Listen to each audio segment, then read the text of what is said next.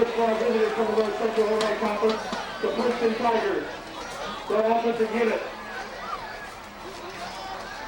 First at quarterback, number 6, Blake Whitson.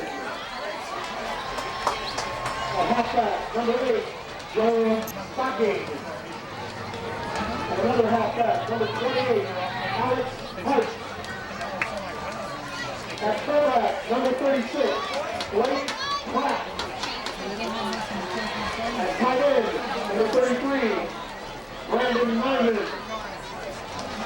At the other tight end, number 81, Scott Bickerman. At center, number 50, Dustin Seidel. At guard, number 56, Steve Piper. Also guard, number 74, Brigham Phillips. At one tackle, number 63, Brandon Thompson. The other tackle, number 79, Chris Decker. The Tigers are 2-0 and coached by Joe Ryan. And now let's meet the defensive unit for your 2-0 Alleman Pioneers.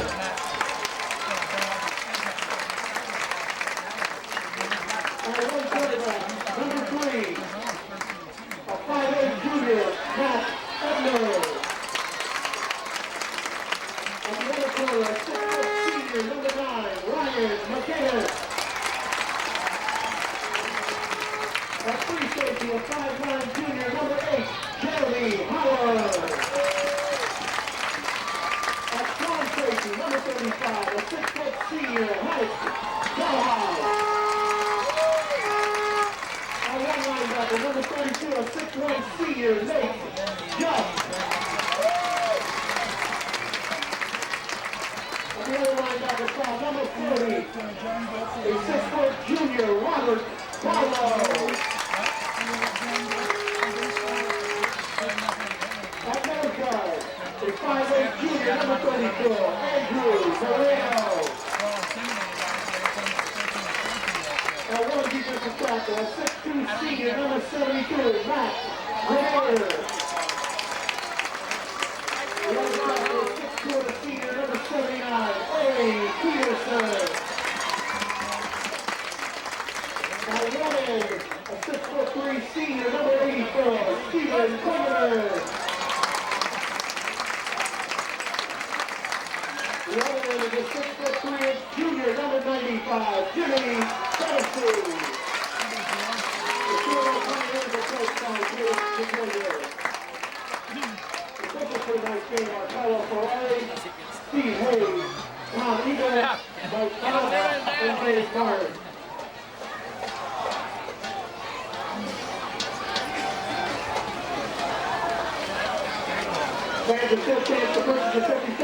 Everybody to Western Big Six football. The Alleman Pioneers tonight take on Princeton Tigers. Kicking off for Alleman will be Tony Bagnano. Receiving for Princeton is number 8, Joel Stockton. And number 84, Bryce Arnold. All right. Number 8. Joe Stocking with the ball, running up the left sideline, breaks the tackle, and he's on his way for a score. I don't see any flags on the play. It looks like a touchdown for Princeton in the opening kickoff. Dana, that's something that Alleman always has trouble with, practice against speed. Princeton comes out showing their speed right from the get-go. Yeah, that's... we do have a flag, though, and they will bring it back. All right. We'll get the call on the flag.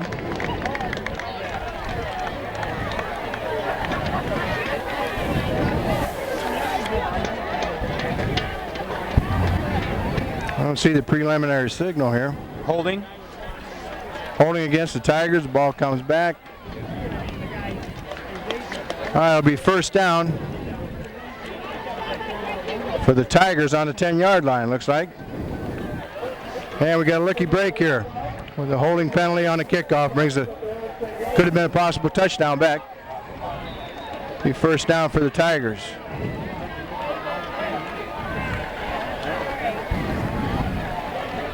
Quarterback. Number 6. Hand off to number 36, Blake Praddock. Picks up a couple yards, be second down and 8. Now here Praddock is one of their main weapons, Greg. Yep.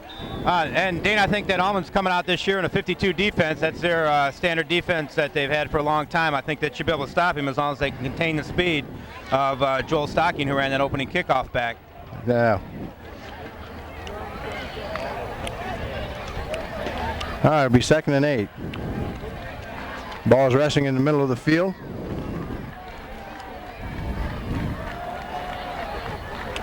And a power play off tackle, breaks it to the outside, works his way upfield, and looks like a first down for the Tigers. It'll be a ball spotted on the 35.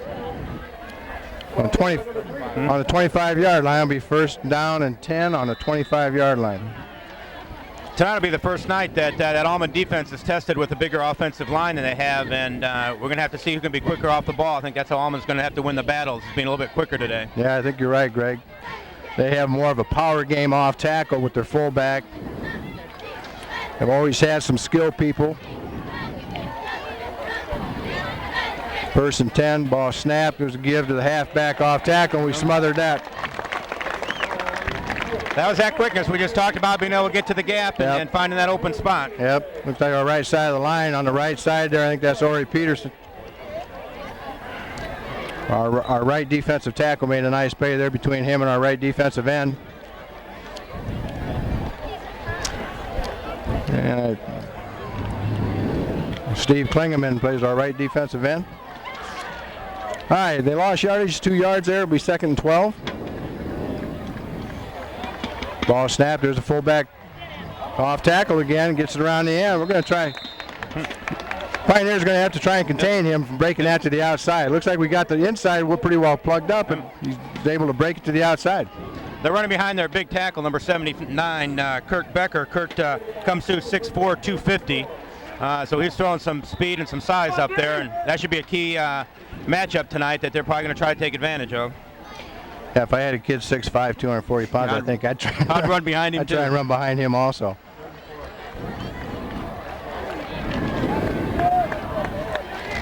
Hey, Dave, who's going up? All right, it'll be third and 4. Who's going up against 79 for us? Alleman jumps into a 6-man front to try and stop the short yardage, and it looks like he's going to be just shy of the first down. Going to be fourth down and about 1 yard. Going to be about a yard shy. Again, that was behind that big number 79. Ori Peterson has the task tonight of trying to take care of him, but Ori throws a little bit of weight back at him, being 6'2", 270 pounds, so it'll be fun to watch that matchup tonight. Yeah, that's something that we'll have to keep an eye on, the development of the game. All right, Princeton's back in the pump formation. Ball snap, kicks off, and Jeremy Hauer was our back receiving the ball there. He waved for a fair catch. The ball's down to the 31-yard line. Alleman starts on offense. Well, we'll see how the other half matches up here, Greg, with Alleman's offense, wishbone attack, and the Princeton's defense. And plus their no-huddle offense. That's always an advantage beginning of a game. Alleman really doesn't run it to confuse the defense, just to stop them from making any adjustments, personnel adjustments. But Alleman comes out in that broken bone. Quick motion. There's the option play. McGinnis on the keep. Turns it up. Gets about, looks like about 4 yards there, maybe 3. Yep. Let's see what it. Going to be second, about 5. Nice pickup there. Yep.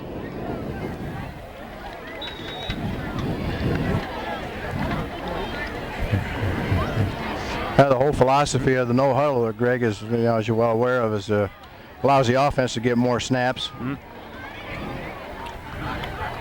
Again, a broken bone here. It's a belly play, second back. Robert Barlow with the ball carry on that. Picks up about a yard maybe. Princeton's come out in a 4-man front. Looks like a 4-4. They have their linebackers up tight. That might pose some reading problems for them. They're not used to run against that 4-4. No, it's actually a 4-3, and you're right, Greg. They haven't seen much of that recently.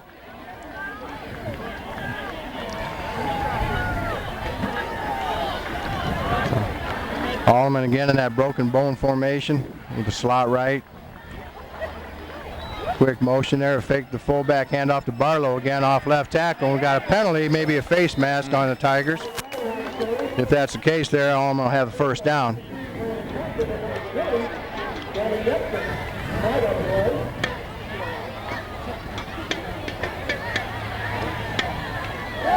And that is the call. Face mask on Princeton. Allows Alleman to pick up a first down on the play.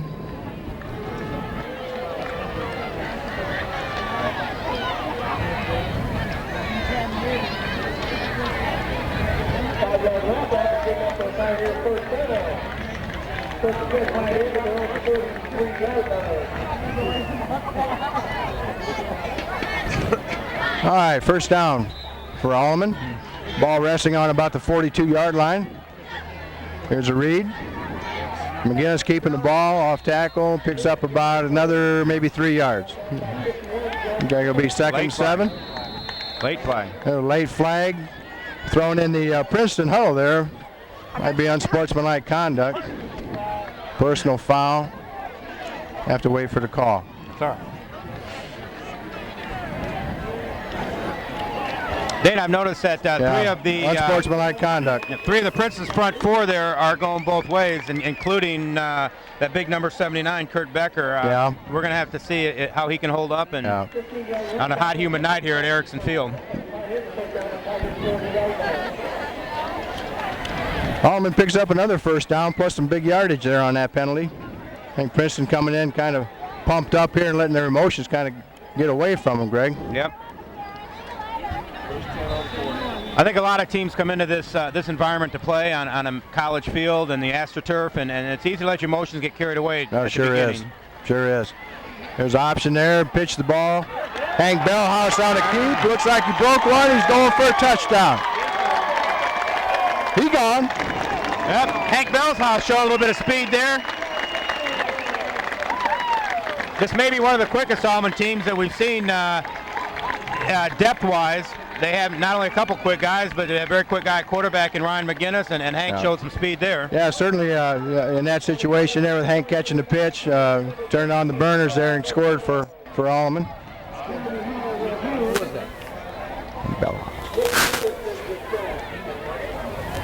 All right, Alleman now for the extra point. Tony Bagnano will be kicking. Ryan McGinnis will be the holder. Snapper Nick Anderson. Snaps back down, ball's up, and it's good.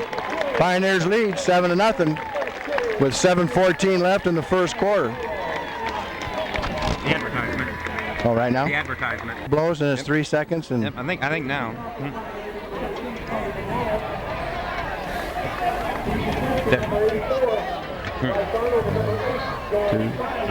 And welcome back to Augustana's Erickson's Field here.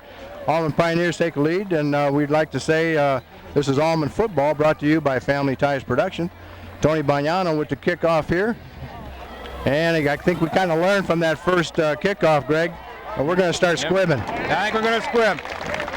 We used to do that all the time, and one of the reasons was to prevent the big return. You know, a lot of these teams that we played against had more speed than we did, and that's one of the things that we tried to do to offset that was try to squib. Well, Tony Bagnano is a sophomore, and he also plays on the Alleman soccer varsity team, and he's got quite a leg, and that's one thing he does is kick for Alleman, and he can regularly kick it inside the 10-yard line, and you know, Dana, quite often that's you're out kicking your coverage. That's right. And by utilizing that squib kick, the coverage does get down there, but it does take away one of the advantages of the deep kick. And the Alleman soccer team had a game tonight right before this game, so I imagine Tony's kind of tired. He played a big game, and they won 11-0 today, so I'm sure his leg is a little sore. Good job by the soccer team. There's Princeton now with the first down there, a little counter action, the halfback coming back. Nice little hole inside, will be second down and about 5 yards, 5-yard pickup there. Again, kind of started awful quick here. I didn't get a chance to My name's Dana Juster. I'll be doing the play-by-play. Next to me will be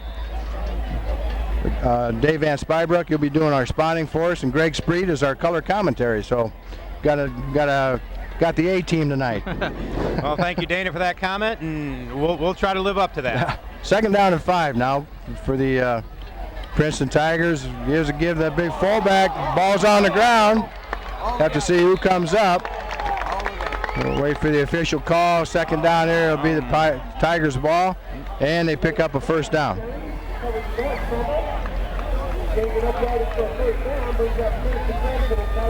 Again, Dana, I think probably 90% of their play so far has been to that right side, again behind that big number 79, Yeah. and Alleman's going to have to make some adjustments to that side because they are knocking off big chunks of yardage. Yeah, they are. Right now, the plays that they've run, it looks like they just give it to a power play with the guard pulling and tackle in the end, blocking down, and they come back with a counter play on that side also. So.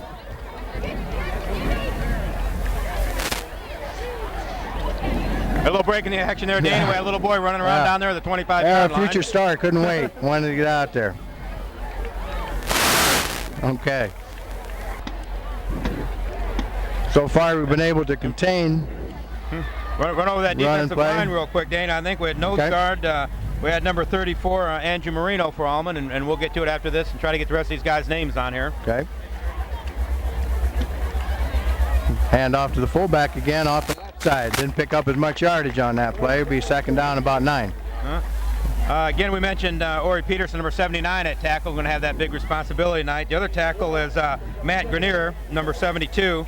And then that line is flanked by our defensive ends tonight. Number 84, Steve Klingeman, a senior big leader on the team. And number 95, which is Jimmy Fennessy. This first year for Jimmy Fennessy playing a defensive end there. Last year he was more of a force defensive back there, a wolf and fox, what we call him in terminology. Again, a give to the fullback off tackle. A couple more yards to pick up. It's going to be 3rd and 6.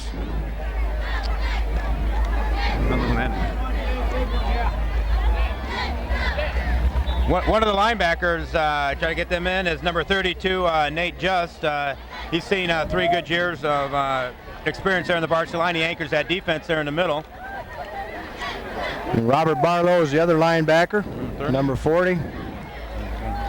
And it'll be 3rd and 5 here. Pitchers, kind of a sweep action. Pioneers smother that. 4th down and 3. Just on the other side of the 50-yard line. And Tigers look like they're going to punt the ball away. So it's a good stop for the Alleman defense there.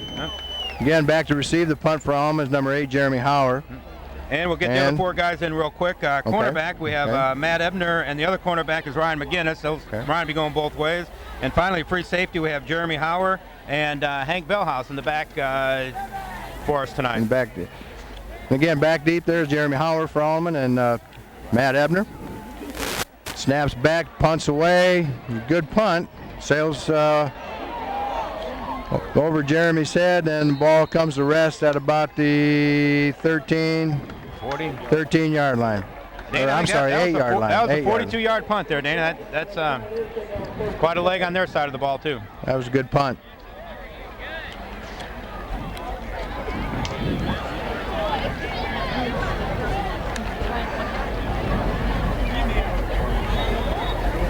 All right, Alleman's ball here, first down. Just inside the 10-yard line, spotted at the 8. See if we can get spot our offensive line, Greg, if you can see that. There's the lead play. Robert Barlow carrying the ball. And pick up about 8 yards. It'll be second down and 2. You get down inside the 20, you just got to get the ball out, give yourself some breathing room. That's what Alleman's doing right now. And that's pretty typical Alleman football. So they should be pretty comfortable doing that. That's ran behind big number 74, John Moore, on our side of the ball. They're kind of running away from that 79. It looks like we have the same matchup when we go to offense between the two 79s for Alleman, the 2 big guys, which again is Jim Becker and Ori Peterson. And that play got stuffed at the line of scrimmage there. It was kind of a misdirection, kind of a cut play. Robert Barlow again, the ball carrier, and he got met at the line. Didn't get much, if any, of a gain there. It'll be third and about, looks like about a yard. Big play. Yeah, the matchup we've been talking about, Dana, that's 560 pounds of high school football player between the two gentlemen, and that's you don't see that very often. No.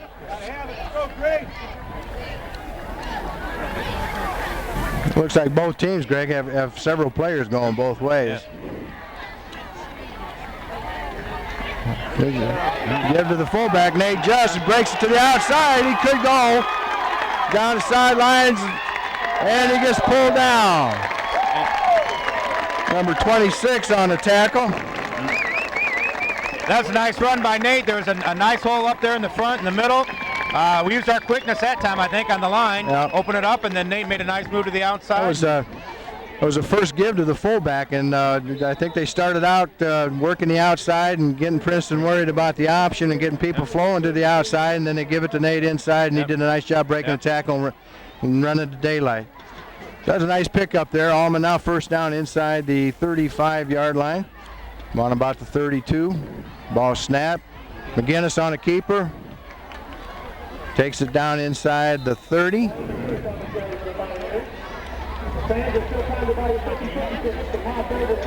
Another nice pickup of about 5 yards. Brian has run the offense very effectively this year. He's a very smart quarterback. The wishbone's a very difficult offense to run for the quarterback. There's so many reads involved to it. Yeah. And Ryan's done a very good job with that. I think they're feeling more comfortable now. This is the third year that they've been running it. Right. Ryan's had enough time now to feel comfortable with it and have the confidence to run the offense, and the same thing that you're seeing with the rest of the players in the line, and it's really come together here. It's Ryan on a keeper again on an option play. Close to the first down. Again, we're starting to see now the green line pushing back the white line, and the first time the backs get into contact, it's a yard downfield already, and then they just do the rest of the job. That's right. And that's an Alleman first down. Ball resting on about the 22-yard line. Be first down on the 22-yard line. This offense, Greg, is a true triple option offense. You know, they actually read the down tackles, and then they, if they don't get what he needs, Ryan pulls it, and then he reads the second defensive line, which would be the defensive end, and it's a true triple option here. And we got a flag. It's a very difficult offense to learn, and Well, it takes time. I've coached through the youth system, and when we started this program, the players I coached were in 7th grade, and we ran maybe 1/10 of the offense. When we got to 8th grade, Coach Jager let us run about 30% of the offense. Last year's freshmen, they bumped up about 50%, and they had extreme success. And this year, the sophomores have finally ran it now, like you said, for 3 full years and one before that. And they're enjoying a tremendous year. They won tonight, 43-0. That's right. That's the third game for them that they won by pretty much that same amount of margin, isn't that, Greg? I think they've outscored their opponents now 130-0 to run themselves a 3-0 record, and it just goes to show that to stay with the offense, that they're going to do a good job with it. It's true. Here again, the option. There's the third option there. The pitch to the tailback or the halfback, Robert Barlow. It's a nice juke, and he's in for what appears to be an apparent touchdown. I don't see any flags. It looks like an Alleman touchdown. A nifty little run by Robert Barlow. And again, that's that triple option we talked about, Greg. Yes. Carrying it out to that third phase of it. It's an awful tough offense to defend against. With so many options, there's more blockers and offensive people on the side of the ball at the point of attack than there are defenders, and the key again is making that right read. Right. Well, this is what Alleman needed to do. They needed to get out early and put some points up on the board. Snaps back, the kicks up, and again, Tony nails it. And again, Alleman football brought to you by Family Ties Production. And welcome back again to Augustana's Erickson Field here, home of the Alleman Pioneers. Alleman just scored again, make the score 14-0 here with 19 seconds left in the first quarter. And I don't think we're going to see the leg of Tony Bagnano again the rest of the time. Not unless he can kick it in the end zone. which he does. He's come close several times. Tonight he's kicking into the wind this way, Yeah. That's a nice squib kick there. The ball's on the ground. That's. I think Coach Jager wants a little bit deeper than that, though. Yeah. If we could get that ball kicked a little bit harder, maybe down the sidelines there, and pin him in a little bit deeper, I'm sure Coach Jager would like that a little bit better. But. And he had a word with Tony there in the sideline, so I think the coach is thinking the same thing.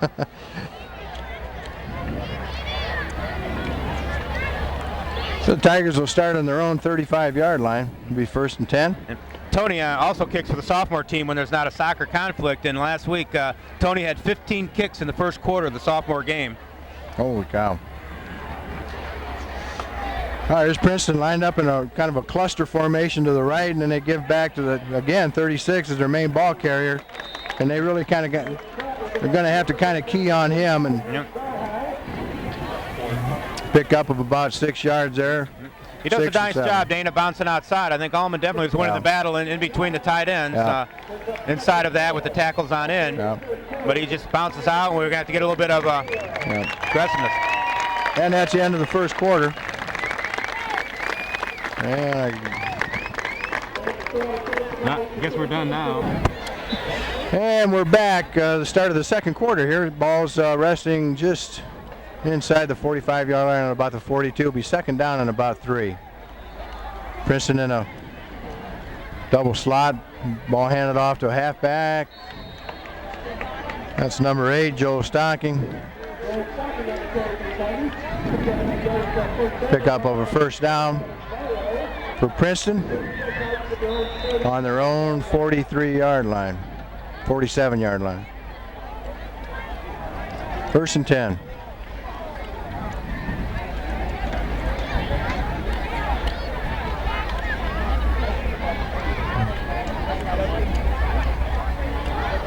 Here's that cluster formation to the left there. They got 3 receivers to the left, 1 to the right, 1 back in the backfield. Quick motion there, and there's a trap to the fullback in the middle. Pick up of a couple yards.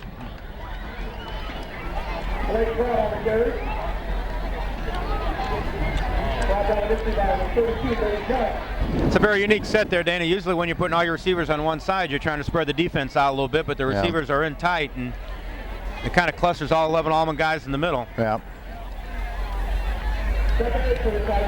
Second down and 8 for Princeton.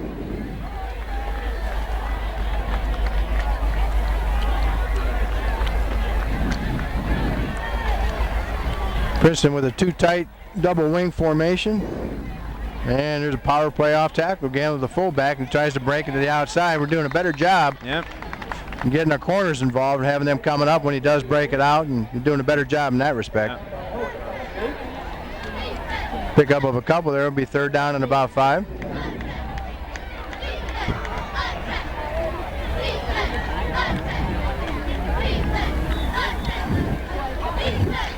You made an interesting point there, Greg, when we first started out there. Alleman switched defenses this year. They had been playing a 4-4 defense, and then they switched back this year to a 5-2.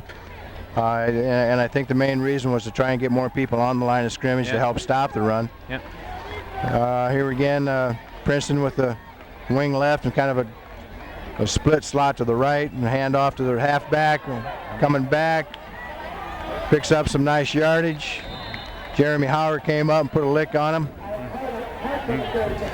And it'll be a Princeton first down. One advantage, I think, Dana, that 52 defense, it frees up our linebackers a little bit better. I think Alleman has 2 very good linebackers this year, Nate Just and Robert Barlow.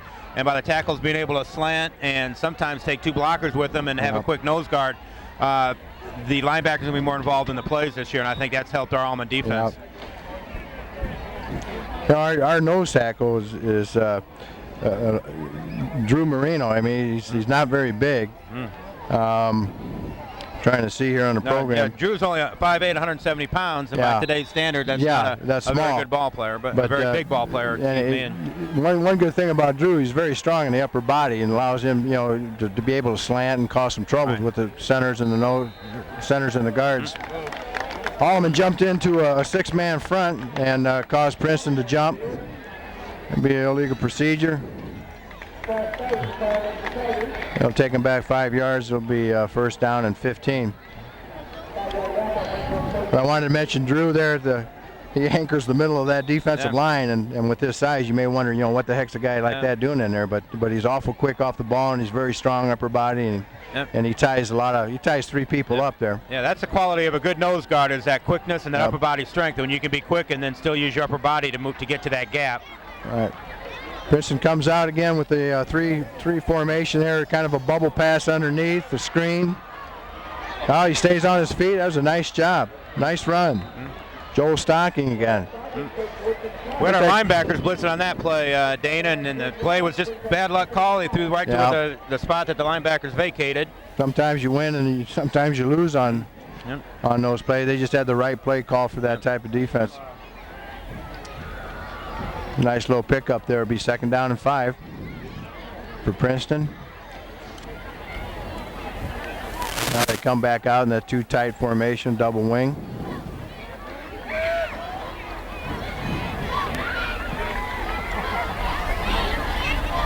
There's a give to the fullback again, just straight give off tackle. Going to be short of the 1st down by a couple yards, looks like. It's going to be 3rd and about 3. Jimmy Fennessy made a nice play on that play, slant down to the inside, yet still not getting hooked by the person that was trying to block him. So the guy couldn't bounce outside. As I mentioned, this is Jimmy's first year playing defensive end, and so far, the games that I've seen, he's done a good job. He's learned from week to week, and again, double wing formation in Princeton. Give a fullback off tackle, and they stuff it. Going to be no gain if it. Actually, they lost a yard on that. It'll be 4th down now and about 5. Jeremy Hauer made a nice quick blitz on that from his free safety position and made a nice play in the backfield. It's a nice defensive play. And Princeton brings in some people here. Looks like they might be punting the ball. 7:17 left in the 2nd quarter. Alleman leading 14-0. That was a big third down play by Alleman's defense there. That was a kind of a question mark going into this game, Greg. The first 2 games really didn't have an offense to test them, but they're actually going to go for it here. 4th down and about 4. They're going to pass the ball. It's just going to be a fade pattern to the outside. And he hit him in a bad place, Greg. Went right to his hand. The man was with him stride for stride. He just. Joel Stockton again is the guy that they tried to go to. We have another flag. Got a flag, personal foul on Alleman, so it looks like it's going to be like it was against 79, called against number 79. Ori Peterson. And that's Ori. You just can't make those kind of mistakes in big ball games. And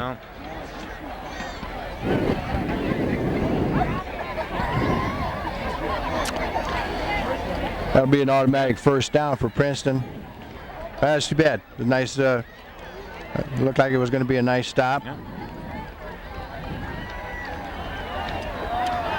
Big mark off there. Ball resting now on the 20-yard line. 15-yard penalty. Be 1st and 10 on the 20-yard line. It's a real nice drive by Princeton, Dana. Alleman hasn't touched the ball on offense this quarter yet, I believe. Yep. Yeah, they've taken most of the time off the clock here. It's 6:50 left in the quarter. And there's that power play off tackle with the fullback.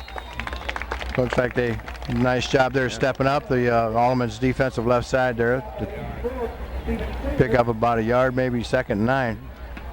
I think eventually what's going to happen here, Greg, what I can see happening anyway, Princeton's going to have to spread it out a little bit more and throw the ball. They've always had the skill people, and I think maybe down the road here they may have to start doing that. Still early yet, but still, I think that Princeton's won 2 big ball games, and they might not have had to utilize the passing game very much when they get up. That's so it might be something new to them. And yeah, they line up in a tight left formation. He switches over to the right.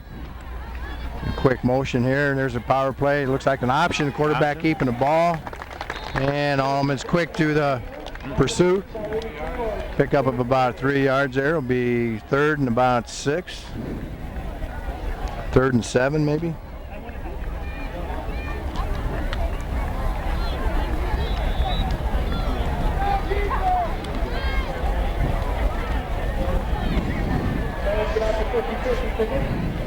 We're going for $506. Way too much for us to count up here, but we'll have Princeton breaks the huddle, and the officials time out here. Looks like an equipment. Andrew Marino comes out either to get a breather or to fix that equipment. And all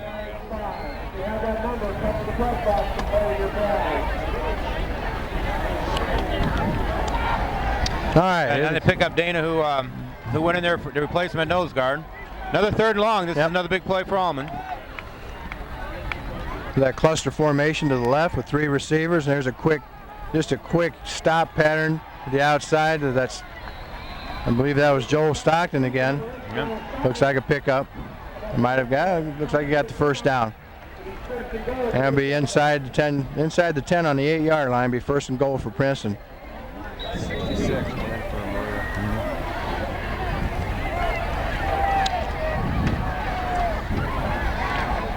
Ori Raisbeck, number 66, came in at nose guard for Drew Moreno. And Princeton breaks the huddle. Again, now they're up in the tight slot formation to the left, wing to the right.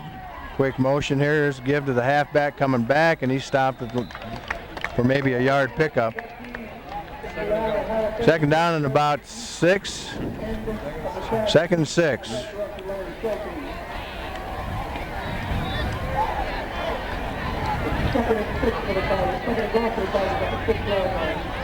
This certainly is a good possession for Princeton here. They did exactly what you said, Greg. They wanted to come out and control the ball here, especially when we were 14 points up on the ball, or up in the game. And this will be about right now going on an 8-minute drive here for Princeton, and it was helped by that Alleman personal foul penalty. Nice play. Nice play by the Alleman defense there. Steve Klingeman, both our bookends there in the defensive line are playing a good game. Steve Klingeman and Jimmy Fantasy that we talked about. That's what they have to do. That's right. I lost a yard on that play. It'll be 3rd down and 7, maybe 8.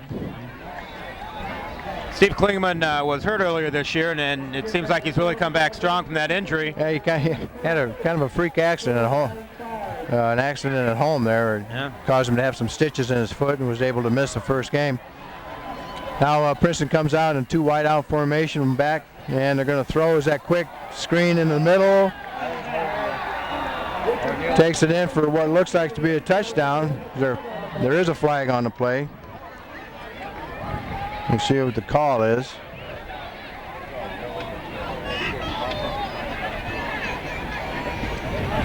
I think that was the only kick.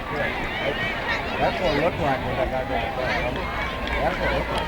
Preliminary signal looks like it's going to be a call against the Tigers. We see the Tigers celebrating though a little bit. Oh, okay, they're waving the flag off there, so whatever they thought it was, they changed wasn't. their mind. Yeah, they changed their mind. Now we have a flag against Alleman here. That's 2 personal fouls penalties on Alleman now in this drive, Dana, and that's not typical Alleman football. I think that Coach Jager will have some words with those 2 gentlemen. Yeah. There's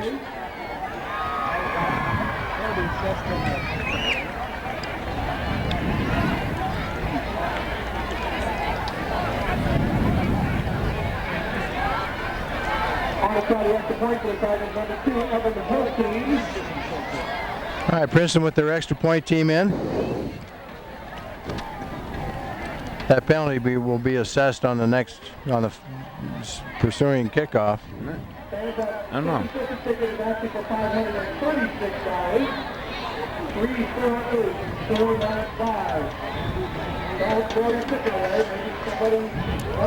All right, ball is spotted. And the snap's back, ball is down, kicks away, and it's good. With 3:31 left, 2nd quarter, Alleman 14, Princeton 7. Again, we'd like to welcome everybody back. Princeton just scoring with 3:31 left in the 2nd quarter. Score Alleman 14, Princeton 7. Princeton getting ready for a kickoff. Nice high kick. Coming down. And we have a muff on the return, and we're just swamped under. This will be interesting here, Dana, to see what Alleman does. 3 minutes left. They need a couple first downs. They don't want to turn the ball over to Princeton here. No, that's exactly what, in that situation too, Greg, what you don't want to happen is get there, they got the momentum going, and now you give them another break by fumbling the kickoff there, and now we're starting just outside the 10-yard line. Looks like about the 13.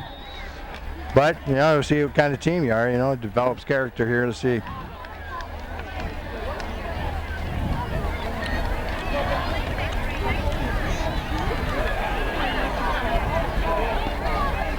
All right, here we go. Pioneers double wing. Second man through. Can't see who the ball carrier is, but he looks like a nice pickup of about 7-8 yards maybe. Jeremy Howard with the ball, on the carry. Maybe second down and about 3. And with 3 minutes left to go. Alleman shifts formation now. We got 3 receivers to our right. Timmy Lemon's out here wide. And again, a belly play, second back through, and it's going to be close to a first down. Looks like it's going to be a first down. Again, Dana, I think that all-important battle in the front line is being won by Alleman at this point. Yeah, I think you're right, Greg.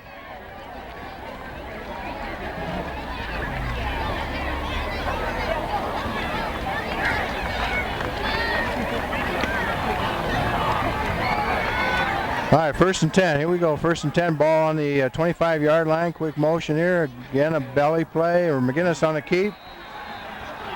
And maybe a 1-yard pickup. 2nd and 8.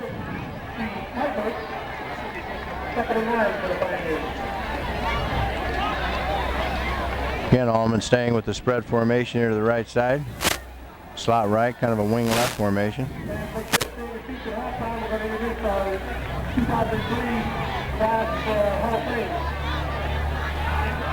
And again, there's the option of pitch. And I believe that's Robert Barlow with the pitch. No, Hank Bellhouse had the carry there.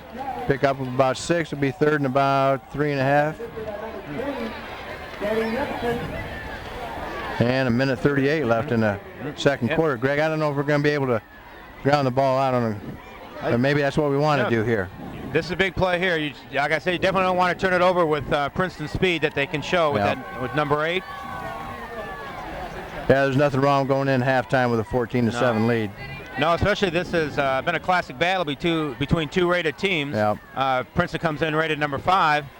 Alleman has knocking on the door, rated number 12, I believe, on the vote. So this has been a classic first half. Yeah, a nice carry by Jeremy Howard here, and another Alleman pickup for a first down. Now with 1:09 left. I imagine, as you said, Greg, I think Dave DeJager would be happy with just controlling the ball here and getting what we can get, maybe pop something. And keeping the ball on the ground, running the clock out, going halftime with a 14-7 lead. There's belly play. Jeremy, an option pitch to Hank Bellhouse. I mentioned it earlier, but Alleman also has 2 big wins. But Coach Jager does call a timeout here, so he is going to give the team a chance to score. Okay.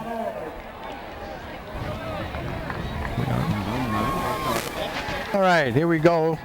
Second down and about 9 yards. Alleman with the ball with about 45 seconds left in the second quarter here. One thing Alleman might be trying to do too, Dana, that it's hard to think of with Alleman football is get it within field goal range. Here's a nice play. He gets dragged out of bounds. He was tackled out of bounds there. The fans want unnecessary roughness, but I don't think that's going to be happening. First down for Alleman. That was a nice play. Yep. We talked a little bit about Tony Bagnano, and Tony has been kicking the ball off a kicking tee, of course, from the 50-yard line through the goalpost. He hasn't had opportunity to kick a field goal yet in a real game this year. And the advantage is the goalposts are actually narrower here down at Erickson Field than they are in a normal high school by about 3 foot. Right. So, but it'd be interesting to see how long Tony does have the tee in his hand, so he's ready to go. Right. I don't think they're quite in field goal range yet, but all right, here we go. Coach Jager's thinking. Right. Option play again, pitch back, and they've got that way. Had that play covered nicely here. It'll be second down and about 8 yards. And I tell you, Ryan's getting up awful slow, and I know being a coach here, you always want to make that quarterback pay when he runs the option. Ryan's taking some hits. That you practice that every week. You have Yep. one guy that's assigned to doing nothing. His job is the quarterback on that option, and you make sure he pitches that ball, and when he does, that you make him know that you're in the area. And oh, that's timeout, so we're off the air. Oh, yeah. Goddamn. About 6 yards for Alleman. 33 seconds left on the clock. Give to Nate Just, fullback, struggling, and just shy of the first down. Gonna be third down and about 2. Clock running down, 22 seconds, 21. Ryan wants to spike it, but Alleman's looks like they're going to try to run a play here. Third down, I think maybe they want to get the first down. 14 seconds, 13. Now they're finally set, ball snap, first down, timeout. 7 seconds. That will stop the clock, though, Dana, to move the chains. I think we do have one left. Coach Jager might want to save that to get the field goal unit. No, he's taking it now. Yeah, they got one shot here. Back here at Erickson Field, Augustanis, home field here. Alleman with first down here with 7 seconds left. Ball snap. Ball's back, and it's a long fade pass. That was a nice defensive play. Kind of our own Hail Mary pass. Greg Riebel. All right, where's the Hall of Fame? Why is that? All right, I didn't go anywhere, Leaf. It's got to be here. Did you tie my sheets together?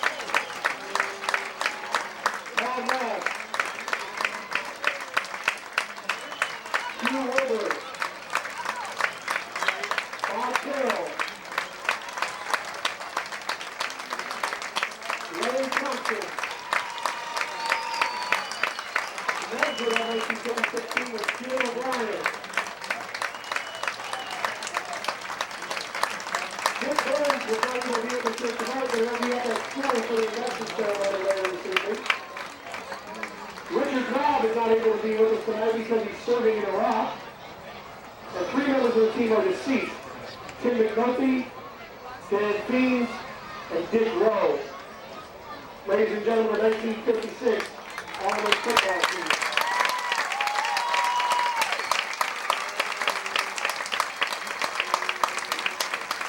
Next member to be elected to our Hall of Fame this evening is Kelly Arnold from the class of 1967. Kelly was a member of the football and wrestling team, earning varsity letters in both sports. In football, Kelly was an offensive guard and earned all Quad City football honors. Chicago Sun-Times All-State Football Honorable Mention, and Champaign News-Gazette All-State Football Special Mention in 1966. As a member of the wrestling team, Kelly finished his senior year dual season undefeated with all wins at both heavyweight and 180 pounds. He went on to finish fourth in the state and second in the state junior cadet freestyle tournament. Kelly earned an athletic scholarship to Northwestern University and finished third in the Big Ten his senior year and was team captain. He was winner of Northwestern's Men's Club Achievement Award and twice winner of the Team Most Fouls Award. Kelly still holds the Northwestern record for the fastest foul in the light heavyweight division. After graduation, he taught physics, math, and earth science at Alleman for 6 years. He served as an assistant football coach for 4 years and head wrestling coach for 6 years. Charlie was the coach of the 1972-73 Western Big Six Conference Wrestling Champion. He has remained involved with the wrestling program at Alleman and the Catholic grade school for the last 32 years and currently serves as an assistant coach at the high school level. Charlie is a past president of the Alleman School Board and one of the founding members and current vice president and secretary of the Alleman Hall of Fame Committee. Charlie Arnold, class of 1967.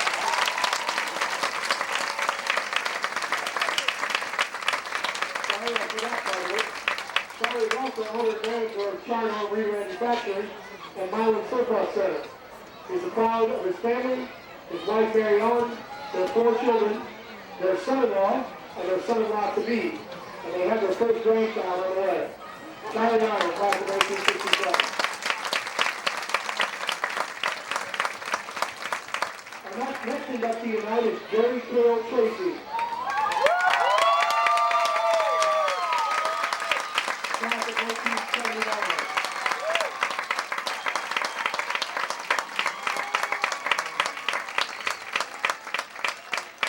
Jerry was a member of the first Interscholastic girls basketball team at Alleman and was the first 4-year varsity letter winner in girls basketball. He led the team in assists all 4 years and was the leading scorer in his senior year.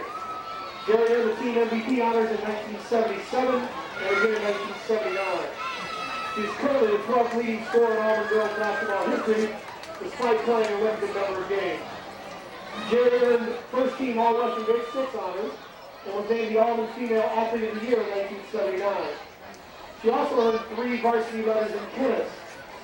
Jerry earned a basketball scholarship to the University of San Diego, where she averaged 10 points per game her freshman year. After transferring to Augustana College, where she led in basketball and led the team in assists her junior and senior year. At the time of her graduation from Augustana, she was the 5th leading scorer in school history. The Augustana team won the IAIAW Division III state championship in 1981 and Midwest Division III champs in 1982 and 1983. The team also played in the NCAA Division III championships in both 1982 and 1983. Jerry has been a teacher at Seton Catholic School for the past 20 years. She's married to Mike Tracy and they have 3 children. Kevin's 15, a sophomore at Alleman, and playing in the season's sophomore football game. Ann, 13, an 8th grader at Seton, and John, 9, a 3rd grader at Seton. Jerry Cale Tracy, class of 1979.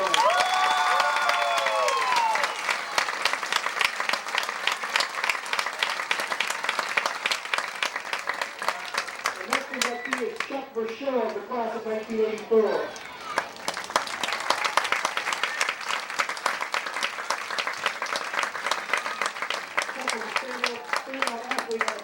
Basketball and baseball teams at Alleman, earning varsity letters in all 3 sports. He was quarterback of the 1983 football team that was the first athletic team in Alleman history to be ranked #1 in the state of Illinois. He was also co-captain of that team and earned Quad City Times Prep of the Week honors 3 times. Chuck earned All-Western Big 6 football honors his senior season, along with first team All-Quad City. In baseball, he was a team co-captain in 1983 and 1984, along with being selected to the Western Big 6 first team those same years. Chuck was a Quad City Times Athlete of the Year finalist in 1984 and received the Don Morris Athlete of the Year in the Western Big 6 Conference. He went on to Southern Illinois University in Carbondale, where he was a 4-year varsity letterman in baseball. He earned first team Missouri Valley Conference honors in 1988 and is ranked in the top 10 all time at SIU in at-bats, hits, runs, and games played. Chuck Burchell, class of 1984.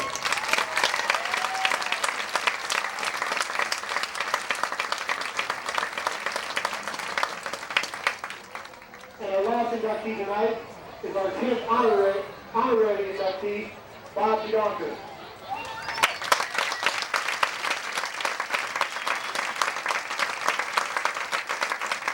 Represented tonight by his wife, Carol, and his daughter, Brianna.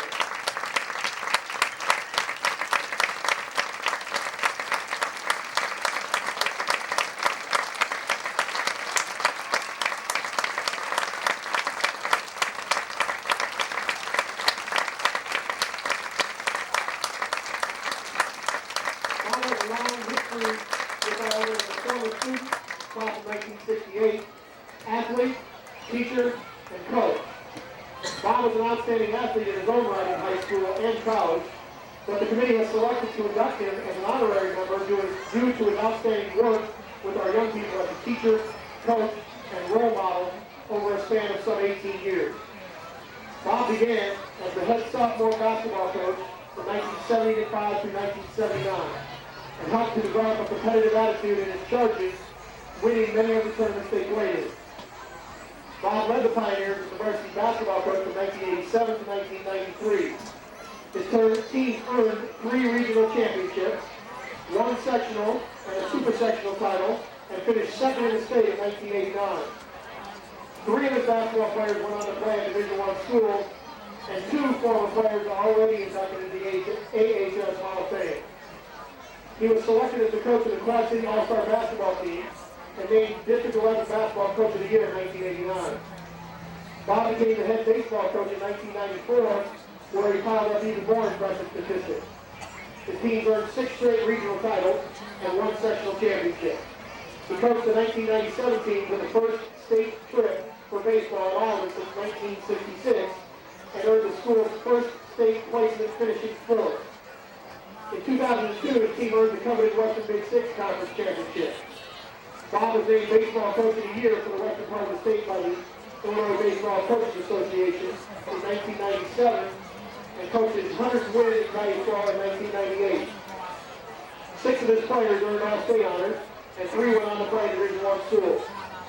Bob was inducted into the St. Ambrose Hall of Fame in 1989 and is a member of the 1,000-point club as a player at St. Ambrose. Bob also announced many of the Pioneer football and basketball games, always adding his own special flair to the starting lineup and the play-by-play. He had a tremendous impact on his students both in the classroom and on the playing field.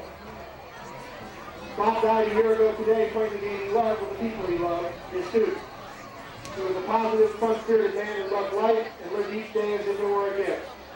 Bob left this world a little better place by having been here, and a year later he is still great in death. He leaves behind his wife Cheryl, 2 children, Brian and Brianne, his mother, grandmother, 4 sisters, many friends, and his students.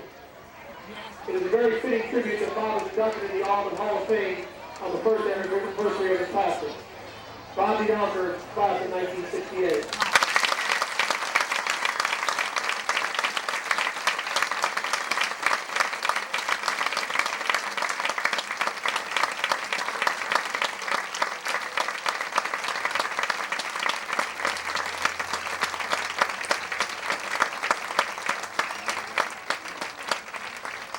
This 2003 class will be formally inducted into the Hall of Fame at a mixer at the Alleman cafeteria soon after the completion of the varsity games, and we can all get there. So please come and welcome the fine inductees into the Hall of Fame at school after the game. The class of 2003.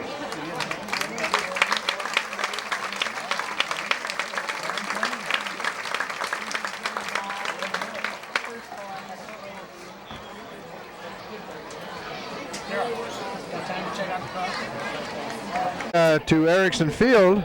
We're ready for the second half kickoff. Princeton will be kicking off. Alleman is receiving. D for Alleman is Matt Ebner, number 3. And the ball's away. Let's see if they can catch this one. Good job, Matt. Bring it up the middle. Big hole in the middle of the field. He got one break. They had one tackle to break there, and he would have been gone. Yep. That's a nice return. One thing that's interesting tonight here at Erickson Field is Hall of Fame night for Alleman High School, and at halftime they introduced quite a large crowd, and that gets an extended halftime by about 10 minutes. As an old coach, how did that affect the team in the locker room coming out? Well, you can always use more time, and that's the good thing about it, is that, you know, whatever adjustments that you do have to make allows you to have a little bit extra time for meetings. You always break down into offensive and defensive meetings and try and review, you know, what had to be done or what do you need to change. And so that's one good thing. It does allow them to have some time there. There's playoff tackle here, Robert Barlow with the ball carrier. Looks like pick up about 5 yards. And I would think with Alleman then, with that thought in mind, coming out with the ball in the second half, that would prove to be a little bit bigger advantage to them, where a lot of adjustments are made on offense. They can come out with that momentum and make those adjustments work from the get-go, and because the first drive of the second half is always very, very important. Yeah, we need to kind of turn around and do to Princeton what they did to us in the second quarter. We need to take a lot of time off the clock, move the ball, and hopefully score at the end. Yeah, Ryan with the keeper here on an option play, pickup of a couple will be 3rd and 2.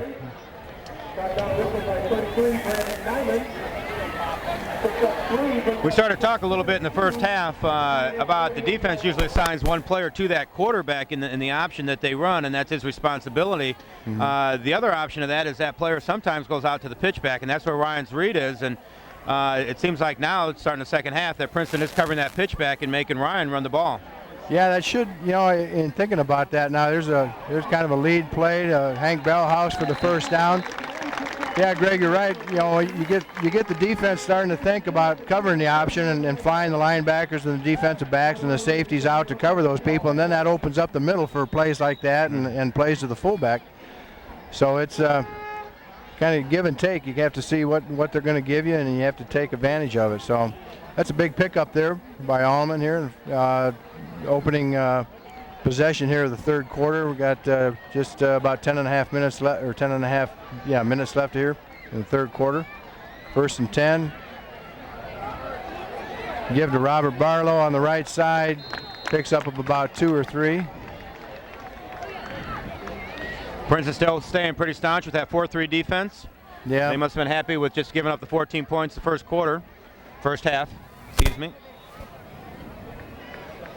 Yeah, I think that, you mentioned about the long break at halftime. I think it was more beneficial to Princeton. It gives their defense an extra time to, that's one thing about this offense, that it makes the defense be more disciplined, and you got to cover all the options that you have, and I think it's beneficial for them at halftime. There's a give to Nate Just, the fullback up the middle, and close. Man, we got a penalty here on kind of another late flag there. He's going to be just shy of the first down. Let's see what the call.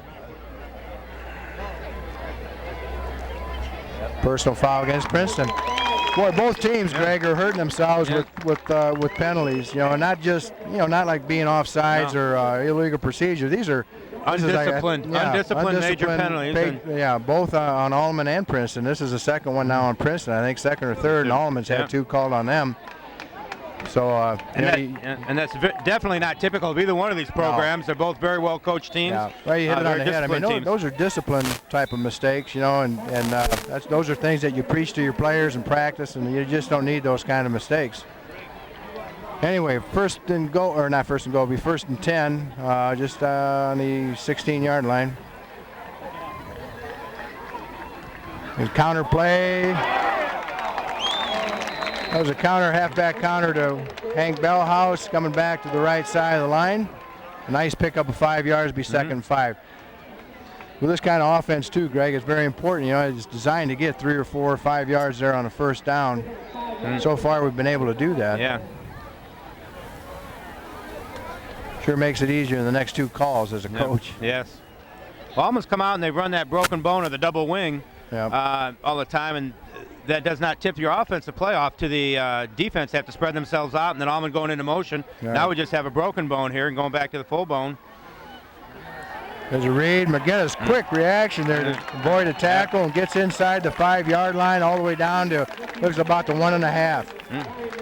What a nice read. Yeah, again, that's what we talked about earlier, that the defensive back came up and took the pitch back. Ryan made an excellent read and took it upfield. And they seem like they're letting Ryan run a little bit here, and with Ryan's quickness, I'm sure Alleman will take advantage of that. First and goal inside the 5, looks about 1.5 yards. And there's a quarterback keeper diving across for a touchdown. 20-7 now, with 8:28 left in the third quarter, and that's exactly what Alleman had to do, is answer the call, Greg. Yes, exactly. And it looked like that extended halftime was a little bit beneficial to Alleman this time, and they came out and got fired up and did exactly like you said what they had to do to set the tone for the second half.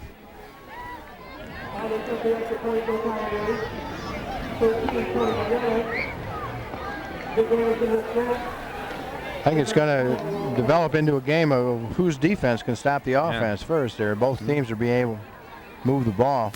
The snap's down, Tony's kick is up, and it's good. Nice snap by Nick Anderson. Alleman 21, Princeton 7. All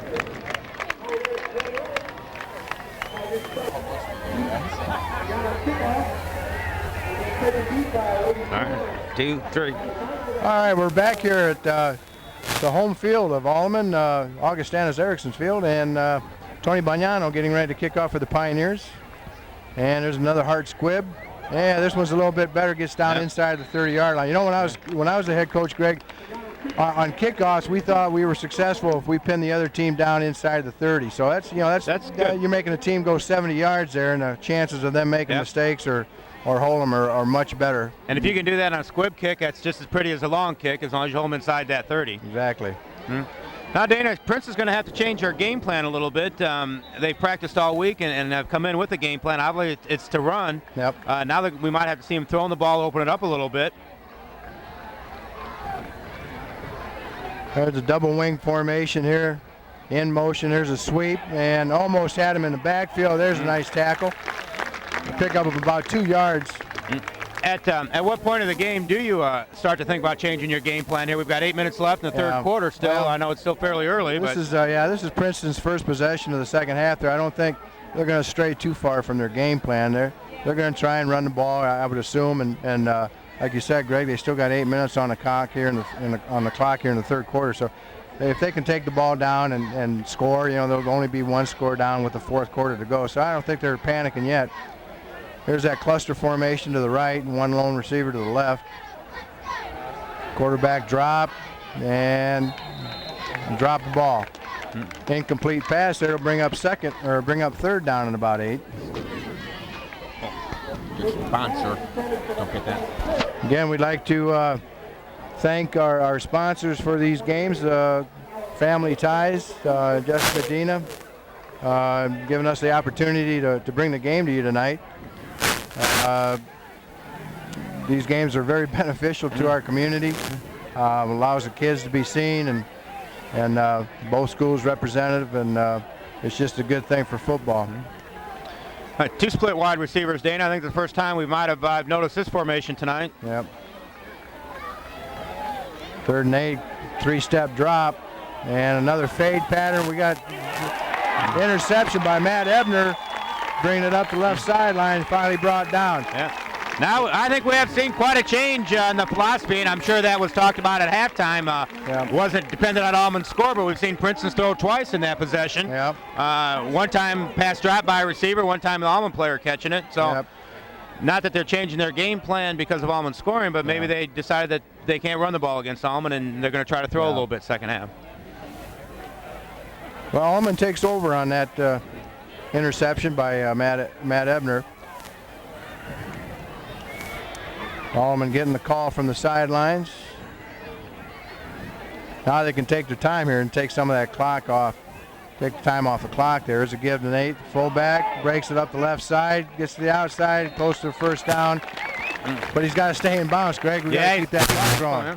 That was still another nice run by Nate. I've noticed this year more. He's recognizing the opening part of the field after he runs through the line of scrimmage. Last year he was more of just a power runner, straight east and west, and this year he seems to be able to, or straight north and south, and this year he seems to be able to recognize that open spot of the field. Well, I can say from my own personal experience and knowing Nate in the off season, he worked a lot in the off season with his quickness and speed, and he was involved in a first step program, and he's trying to increase his strength and quickness there, and gets the ball carry again and gets about 3 yards. And that is a big difference. In the past, he might not have had that quick foot speed to get to the outside or even the confidence in his own foot speed, but he definitely has that confidence and definitely can get to the outside this year. Officials timeout.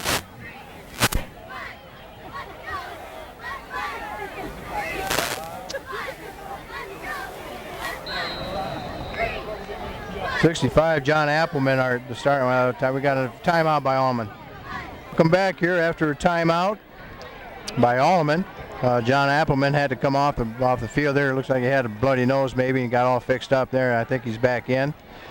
And there's a give to the fullback again. Breaks a tackle and he's breaks. Good effort. And he's inside the 10 down to about the 8-yard line. You got stuck at the line of scrimmage there, Greg, and was able to bounce out and get some good yardage here. Again, Dana, I think that you hit it on the nose a little bit earlier. Nate's lower body strength and his quick foot speed has definitely paid off there. And Alleman spent a timeout that time. It was interesting. Appleman is Alleman's center, and they decided to spend the timeout, make sure the new center in there, and they knew what they were doing and had everything on the.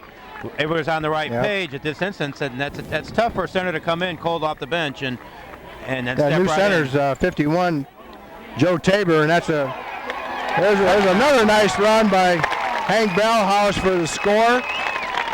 And Greg, you made a good point there with you bring in a new center, and usually that's the first thing you're worried about is the exchange between the center and the quarterback, and it looks like they didn't miss a beat there. No. Joe Tabor came in, did a nice job.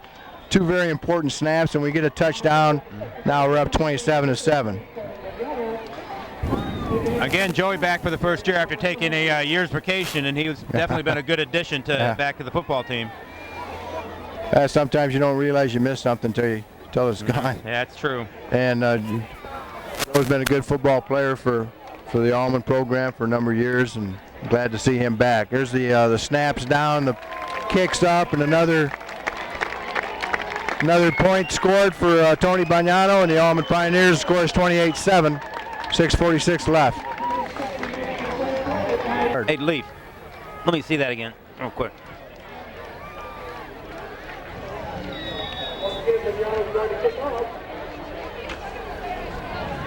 And a kickoff here by Alleman Pioneers. Tony Bagnano, a nice sideline kick, stay in bounds, and it hugs the sideline, eventually goes out of bounds. Penalty on Alleman. That's one of the risks you take, squibbing the ball towards the sidelines, and that's the first one Tony's had go out of bounds tonight.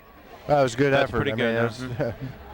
Dana, while we have a second, I'd like to recognize, I mentioned at halftime when we first came back on the air that tonight was Alleman Hall of Fame night, and our 46th through 50th inductees were inducted tonight, and they were the 1956 football team. It was Alleman's first undefeated football team. Charlie Arnold, a 1967 graduate of Alleman. Along with that was Jerry Cale Tracy, 79 graduate of Alleman, Chuck Brashore, an 84 graduate of Alleman, and then the late Bob DeDonker, who tonight we had a special prayer for, celebrating the first anniversary, or denoting the first anniversary of his death. Yeah. And so, as our spotter Dave said, I think that the Alleman football team is playing with a little bit of emotion tonight with the game in memory of Bob. Yeah. So, congratulations to those inductees, and they're great additions to our Hall of Fame at Alleman High School. Yep. Yeah, the illegal motion on Princeton there to start their possession here. The third quarter, there's 6:45 left on the clock. And again, they're starting in a hole here. 1st and 15 for Princeton on, looks like the 30-yard line. 2 tights, double wing formation here. And here's a give to the fullback off tackle. They go back to trying to do what they were doing before here, and they pick up about 4 yards there. That's a nice play. Be second and about 11.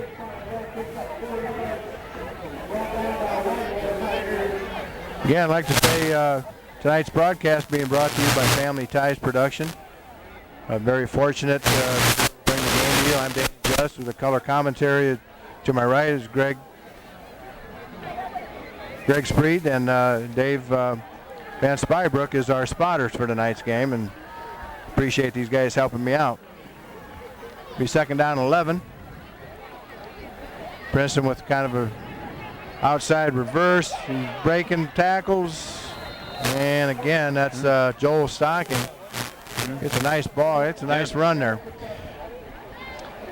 Use that key word there, Dana, reverse, and all night long we've mentioned our defensive ends, how well they're playing crashing down without getting hooked, and that is one of the disadvantages when they're crashing down inside. That does take away their reverse responsibility a little bit and opens that up, but that's a play that only works a few times. And well, Princeton does a nice job. They try and run that power play off tackle where they down block with the tackle and the tight end, and then they try and kick the defensive end out with the guard, and then they come back and they try and run around the end with that sweep. There's a formation here. Give to the fullback. First down looks like it'll be 1st and 10 on Princeton's 46-yard line.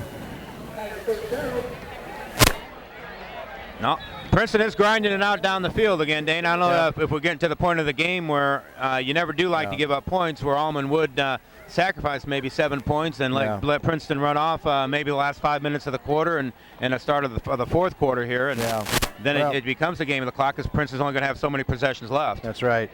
Yeah, you don't mind, if they, of course, you never like to give up a score, but, if it takes them the rest of the quarter here, 5 minutes left to put that score on the board, I mean, that's what you want. You just don't want to give up a quick score here, being ahead 28-7. There's a quick flare out to the number 8 again, Stockton. Pick up of about 7 or 8 yards, and that's what I see them doing more of a control type of a passing game, quick slants and screens and things like that, Greg, like the high percentage type of passes. And again, we don't mind giving that stuff up underneath. It's going to take quite a few of those in order for them to score. Be second down, short yardage here. Double slot formation. And there's a fullback trap to the right.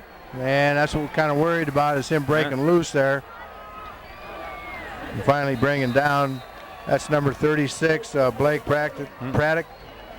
He's a big running back for him. He averages about 30 carries a game, so he gets the ball quite a lot. You can see why. Yeah, he's been their workhorse tonight, that's for sure. And they're going back again to running behind 79 on that right side of the line. That was a nice trap. Ball 79 blocked down to the linebacker. Yep, ball spotted on the 23-yard line. First and 10.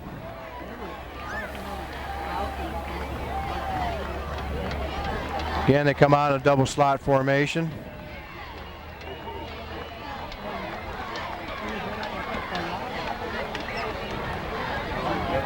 And this time's trying to give off tackle in a 1, maybe 2-yard pickup.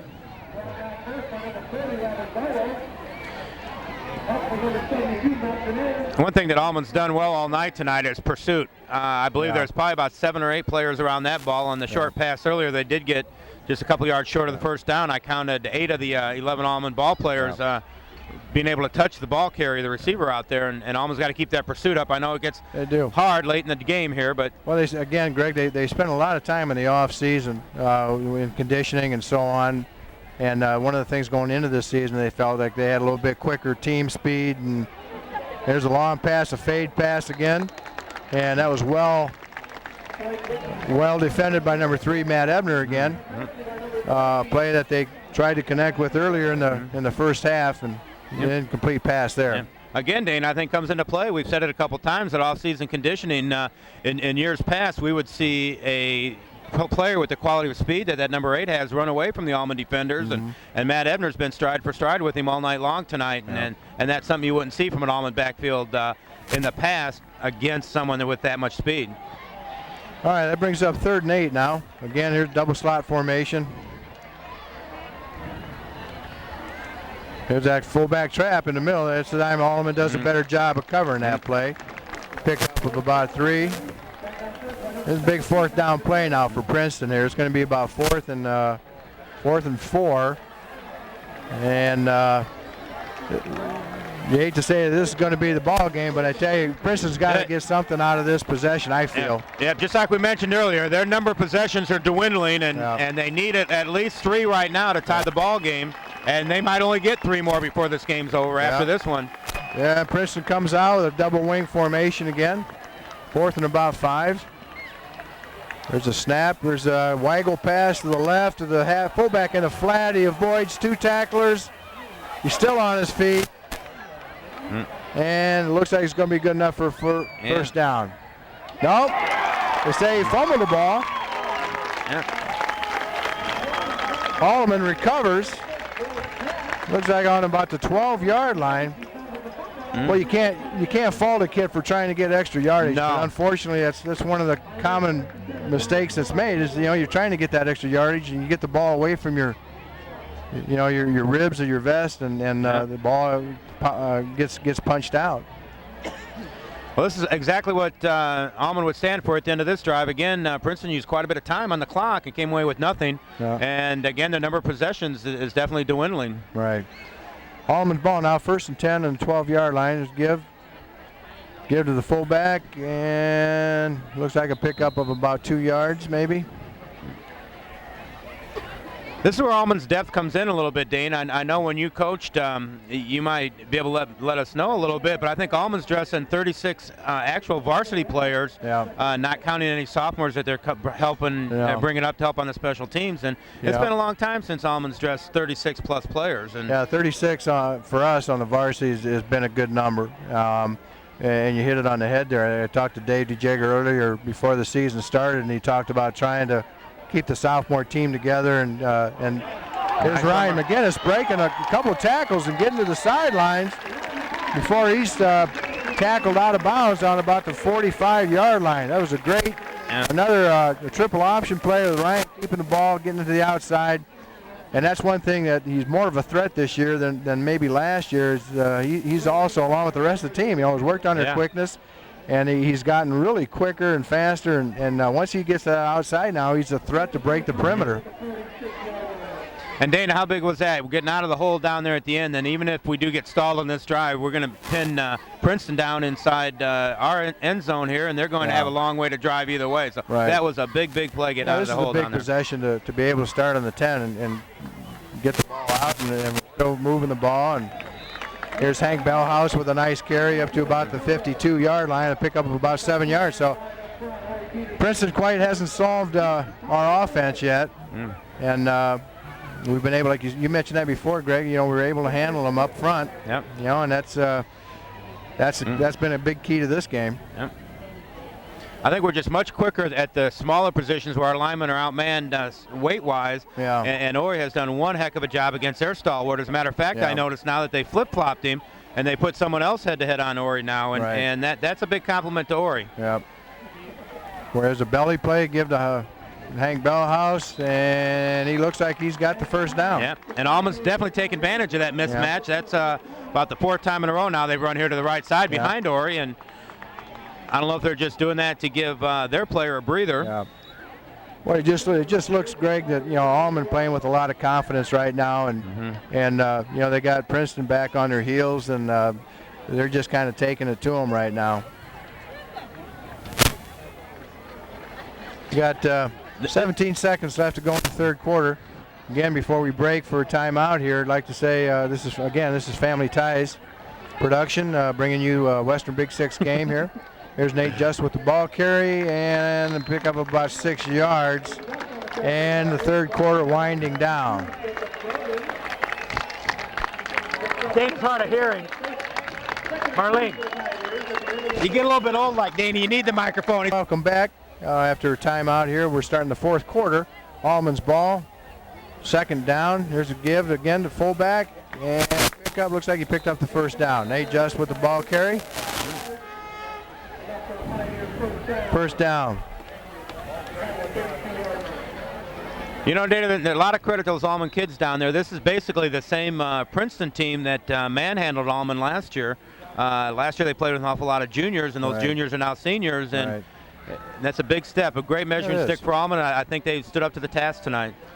Well, I think the last 2 weeks that they played, they've just gained more and more confidence, and they're more sure what they're doing. Here's a read again, a triple option. Ryan keeping the ball this time and turning the corner, picking up some yardage.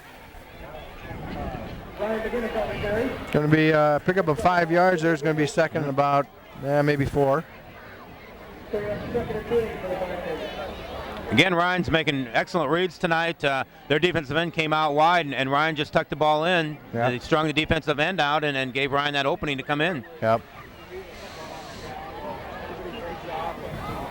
All right, here we go. Second down and about 3.5. Ball snapped. There's a power play with Jeremy Howard carrying the ball. It's actually a lead play with the fullback and the lead halfback leading through, and the tail halfback getting the ball. Looks pick up, first down. Ball resting just outside the 20-yard line, it looks like, and it'll be 1st and 10.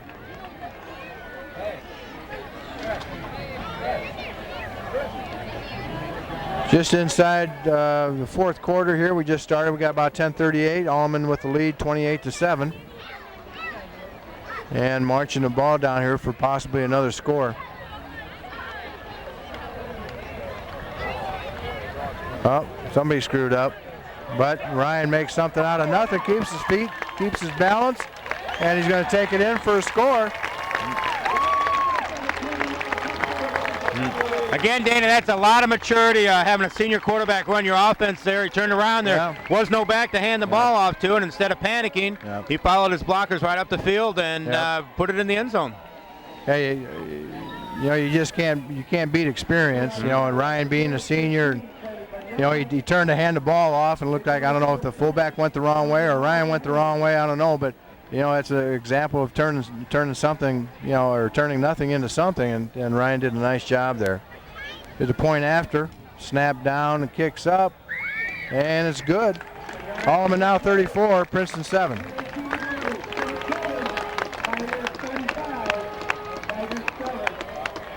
Still here with Alleman leading 35-7, and there's 10:18 left to go on the clock.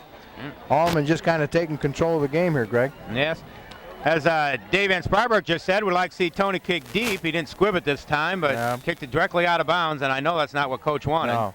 Well, you know, that's something, you know, it looked like coming into this game, we hadn't practiced squib kicking. I mean, it looked like Tony was planning on kicking deep until the opening kickoff when he ran it back for a touchdown. Then it's like, well, maybe we better change our game plan here. And they went to the squib kick, and maybe that's not something Tony's practiced a lot of this week, and, you know, he's just not quite getting the distance there, the keeping it in bounds like we need to, but that's all right. I know he'll do a better job next week if we need to. 1st and 10 for Princeton here on their 35-yard line. Double slot formation again. Look, they've gone more so to a double slot formation, and that's probably why. Try and spread us out. Again, that's number 8, Joel Stockton with a catch, and it looks like an apparent first down. So now, Greg, you know, you hit it before, or you said it before, is they're going to try and spread us out now and go with the passing game. And I think number 8's the one that we're going to have to key on. He's the quickness, he has the quick feet.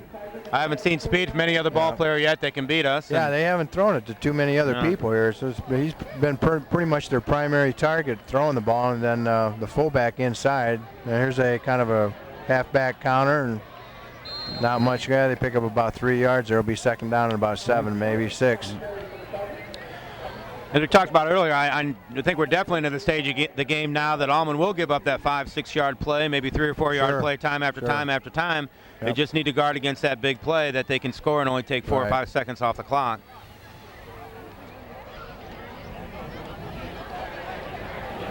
Here's second down and about 5 yard line, or 5 yards to go, and there's a double slot formation by Princeton again. Ball snapped there. Here's a trap play to the fullback, and again, that was a nice play by 72, and that is Matt Grenier. Nice job by Matt. You know, and that's something that you practice with. You know, anytime you see a trap play, you tell their tackles they got to close down. You know, and that's exactly what Matt did on that play, and just snuffed it out before the fullback could get going. It's so easy for a tackle because initially no one's blocking him, and he thinks he's done his job and has beaten the person that he's against. And to recover, Matt did a great job. Yeah, third down now, double slot. Here's a quick, here's a fake, kind of a pump and go. Yeah, they're going to call a flag.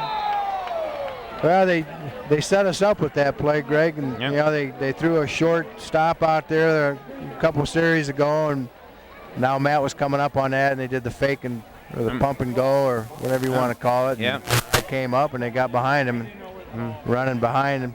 Yeah. Yeah, I think that penalty was more for face guarding than running into him or anything, and Matt wasn't looking at the ball or trying to play the ball. And, and again, I'm sure that Coach Porter is going to let his defense know that it's okay to give that play up. You let him catch the ball for that 10-yard or 15-yard gain and stop it right there than trying to go for the ball. Matt wanted to go for the ball, make the interception, and get the ball back, and that's not what we need at this point of the game. No, but if you know, like you said, Greg, if you're going to be a good team, you know, you got to get. You know, you have to recognize down and distance in the situation in the game. Like you say, you can let them catch those passes. Here's kind of a wing counter here, and a nice play from behind. Again, number 79, Ori Peterson making a play from his back position there, the down tackle, come across and making that play from behind. Yep, again, that goes to Alleman's conditioning here, we're late in the ball game. Like I said, on this warm night, you've got Ori Peterson, 270 pounds, chasing down a running back that has speed, I'm sure twice as fast as him. And he chased him down 6-7 yards down the line of scrimmage. That's just a great play by an offensive or defensive tackle this late in the game. All right, Princeton now 2nd and 9. Comes up again in that double slot formation. 3-step drop. Here's that quick pass out there. That's a nice play by Matt Ebner that time. Yeah, that's exactly what we talked about earlier. Again, I don't know, and Matt's a very smart ball player, and then he knows the football game. And if he recognized what we talked about on his own, or if one of the coaches did tell him, Matt, catch the ball, make the tackle. Again, Matt, another kid that, he's only 5'8" and shows 141 in the program, and that might be soaking wet. but he's a tough little kid, and he come up with a lick on him after he caught the ball there. And Matt's going to come out and take a breather after that hit. It's well deserved. They've been throwing to his area to their speedster quite often. So. And that's number 8 there, Joel Stockton, who's lined up here closest to us. There's Wayne Connor again. I have an outside. And it looks like it's close to a first down. Tim Lemon has come in to spell Matt now, and we'll see if Tim has learned anything from Matt's defense there, and make sure the guy doesn't get behind him. But the tough competitor that Matt Ebner is, he's back in the ball game again. It didn't take him long to get his breath back. Tim Lemon coming off here. Tim's a 5'11", 156-pound senior.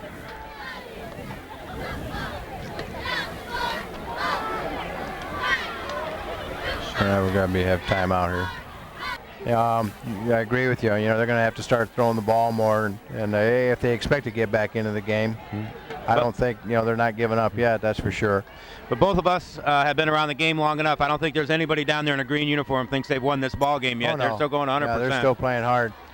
There's a quick out to the wide out. Tony Crosser, defensive back on that side, come up, just couldn't hold on to him. Tony Crosser, the other defensive back, along with Matt Ebner and Jeremy Hauer and Ryan McGinnis. Also, Hank Bellhouse comes in to spell. Ryan, it looks like Hank Bellhouse is in there now. Well, again, like you said, Greg, I mean, these guys are playing hard, even though they got a 35-7 lead. They sure don't want to give up another score. That's it's a statement that they want to make about their defense. And now they got 2 tight formation, double wing. 2nd down, just short yardage. Just that give to the fullback, trying to break to the outside, and he cuts it up, and looks like he got a first down there. Be first and goal inside the 10. Looks like about the 8-yard line.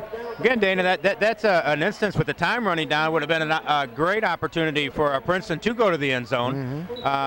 Being they only did have a couple inches there for that first down, the clock would have stopped. It would have been an incomplete pass or whatever, and then they could have got the first down and went. Now the clock is run. It has non-stopped, and there's another 24, 50 seconds off the clock. And there's a double slot. They go back to a double slot, trying to spread us out a little bit. There's a fumble snap. There's a penalty. That's going to be illegal procedure. And that's going to be on the center, and that's something in football we don't see very often. Legal procedure on the center. Pushing back 5 more yards. Be first and goal now on the 13-yard line.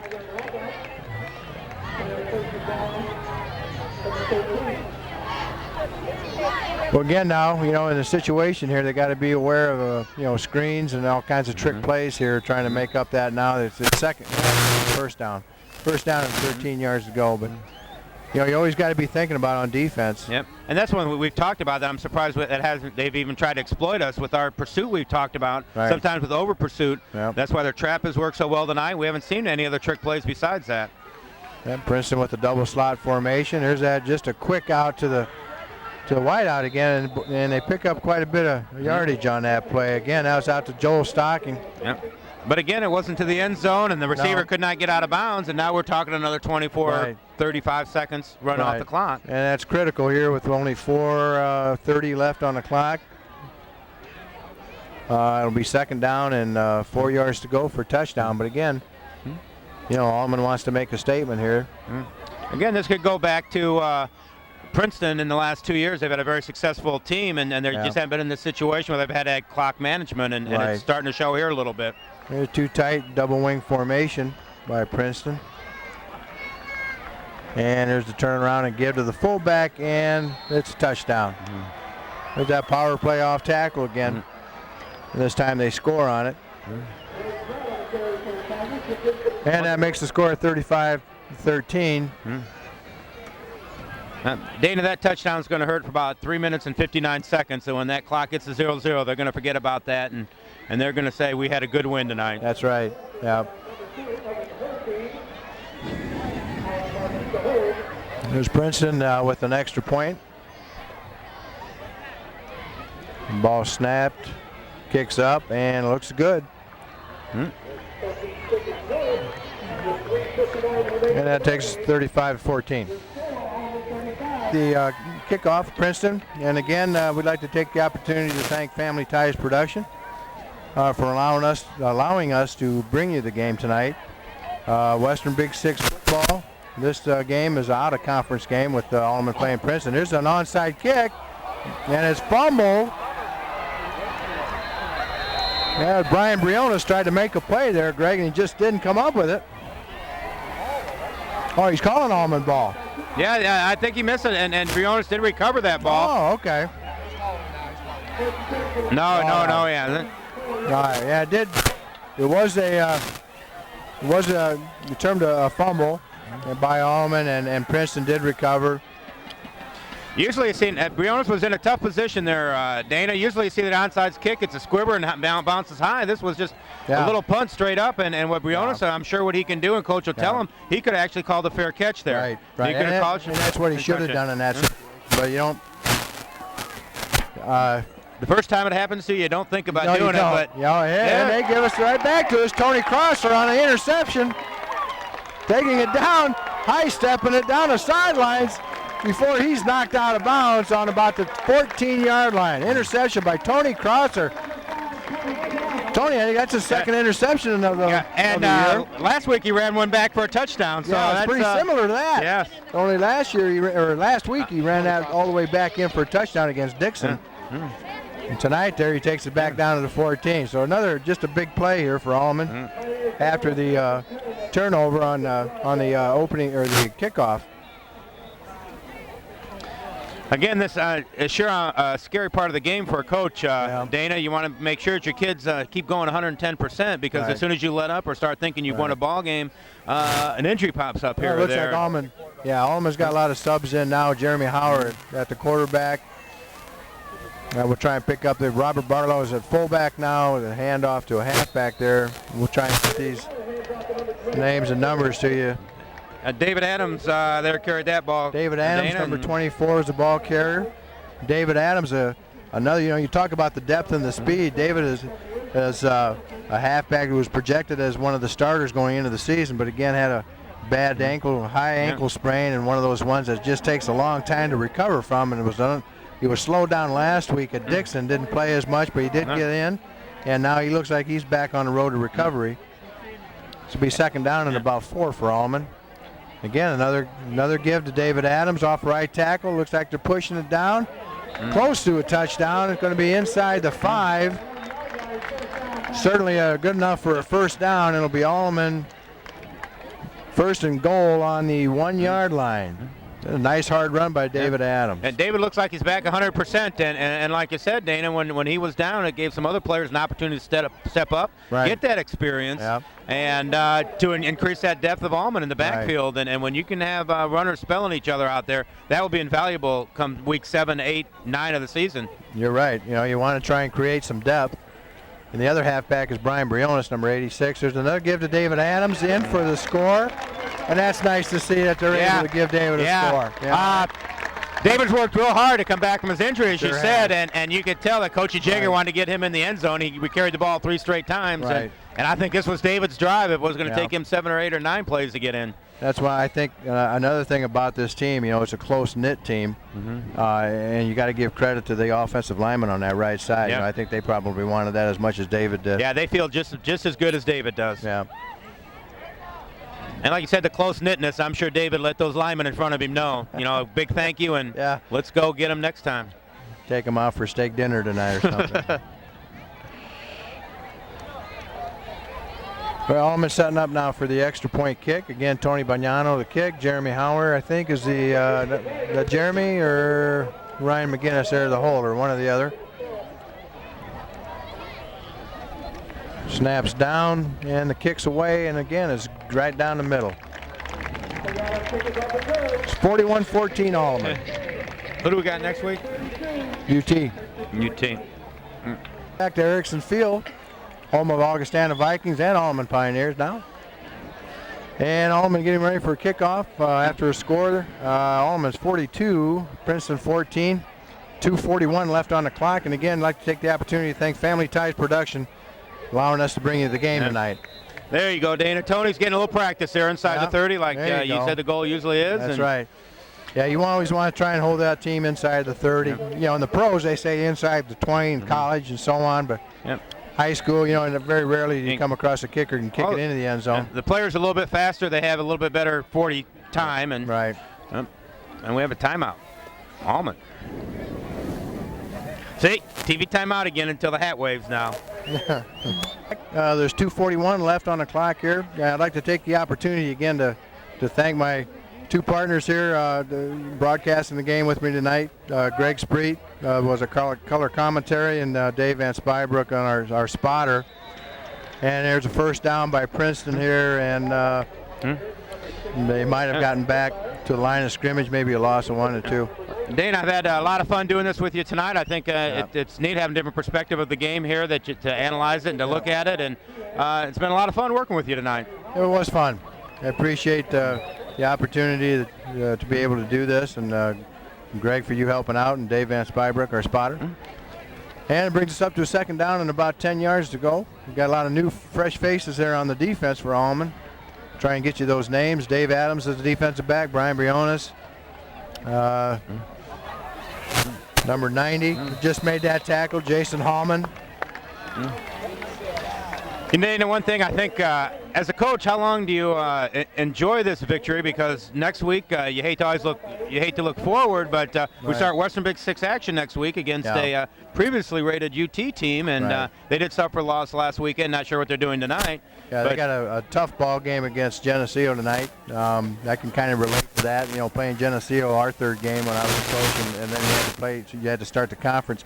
So you know, they're gonna come in, and I'm sure whatever happens tonight, they're gonna be ready to play because it's the start of the conference, and it's a whole new season. For us, you know, we'll be going in at 3-0, and you know, you get the ball's rolling now, and they're playing with a lot of confidence, and it should be a good ball game. I understand it's UT's homecoming, and it's just going to be a great atmosphere for high school football. You mentioned homecoming. Is that I know as a coach doesn't like homecoming. There's a lot of distractions that take away from the focus all week, and that might prove to be an advantage. But I think once the clock starts and the ball is snapped on that first whistle, the homecoming distractions go away, and it's time to play football. Yeah, you know, there's enough distractions that go on during the course of the week, you know, and try and get your players to concentrate on practice and so on. And homecoming, there's always added distractions, and it's a tough week of preparation, but you know.